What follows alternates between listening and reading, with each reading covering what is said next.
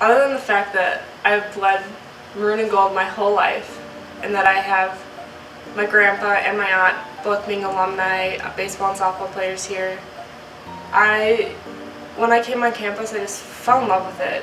You know, I grew up watching Gopher softball, Gopher sports in general, and then to come here and to meet Coach Alister and her amazing coaching staff, and then to meet all the girls, and just, it felt like home to me right away. And I knew that right away I wanted to be close to family, and so this was just the perfect fit for me.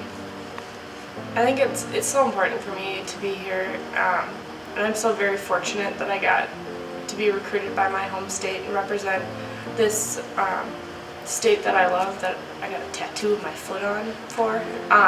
But I love Minnesota. You have so many different things to do, so many different places to see, and just to be able to represent your state and be able to fight for a national championship is so much fun.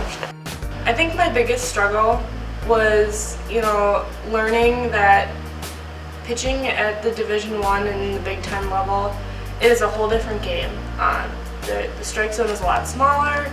There's definitely, you have to become definitely an elite player to play at this division, and to find my groove and kind of my niche with my pitching was a struggle for a little while, especially in my freshman year.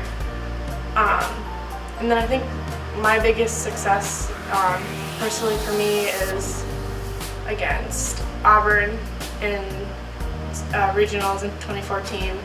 It was just one of the most fun games I've ever gotten to play, and being able to beat them and have such a great team win. I mean, it literally took everyone in that game too, and we came back from behind and got it. Coach Alister, Coach Ritter, and Coach Merchant had done more for me than I think they will ever know. Being there, supporting me through 4 years, always believing in me, and trusting that when they put me out on the mound that I can do it, and I will do whatever it takes to do it. And then supporting me through the ups and downs, and the death of my grandpa, and Coach Alister being there for me from day one, saying, we're gonna get through this, and we're gonna get through this together. And just being, they were really, my biggest fans all through the 4 years. I literally don't know what I'm gonna do without softball. I mean, the softball aspect, the practicing, the pitching, but the team. I think that's what I'm going to miss the most, not being able to be with my best friends every single day. And I think trying to find a way that we can always stay in contact and be together in spirit or physically is going to be really, really important for me, because I do love these girls more than anything in the world.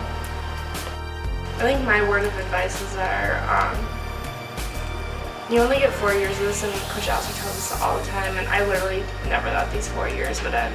But now that we're here in the last month or so, to kind of see my career starting to come to an end is